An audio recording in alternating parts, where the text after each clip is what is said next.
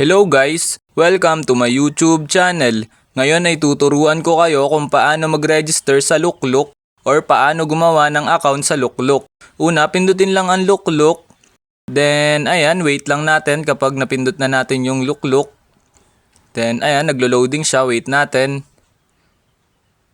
Then, ayan, kapag nandito na tayo sa loob ng Lukluk, then, gagawin naman natin is makikita nyo itong me, which is na ito siya sa parting baba.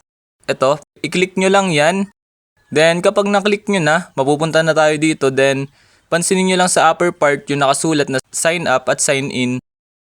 Ayan, which is, ito siya sa taas, sa upper part.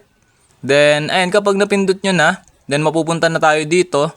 Then, ang gagawin nyo lang kapag nandito na tayo, mababasa nyo itong create account, which is na ito siya sa baba. I-click nyo lang yung create account, then mapupunta na tayo dito sa sign up.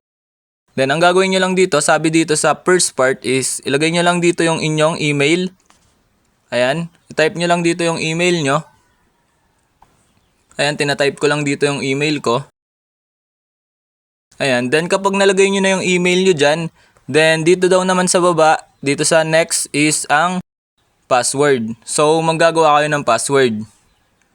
Ayan, tatype nyo lang kung anong gusto nyong ilagay na password dito sa inyong Lukluk. Then, dito naman sa baba, nakasunod is optional naman yan. Pwede nyo lagyan at pwedeng hindi. Then, kapag okay na, all goods na ang lahat, then makikita nyo naman yung next, which is na ito siya, makikita nyo. Then, i-click nyo lang yung next. Then, kapag na-click nyo na, mapupunta na tayo dito sa email verification. So, mangyayari dito, may magsasend sa email nyo na verification. Then, ikakopy nyo lang yung number or titingnan nyo lang kung anong number, then itatype nyo siya dito. Then, ayan, yung akin, ito yung aking code, then itinipe ko siya dito. Then, kapag na-type nyo na, then mapapansin nyo yung verify, which is na ito siya. Then, i-click nyo lang. Then, ayan, naglo-loading na. Then, kapag na-click nyo na, ayan, verify na siya. May gawa na tayo na account dito sa Lukluk.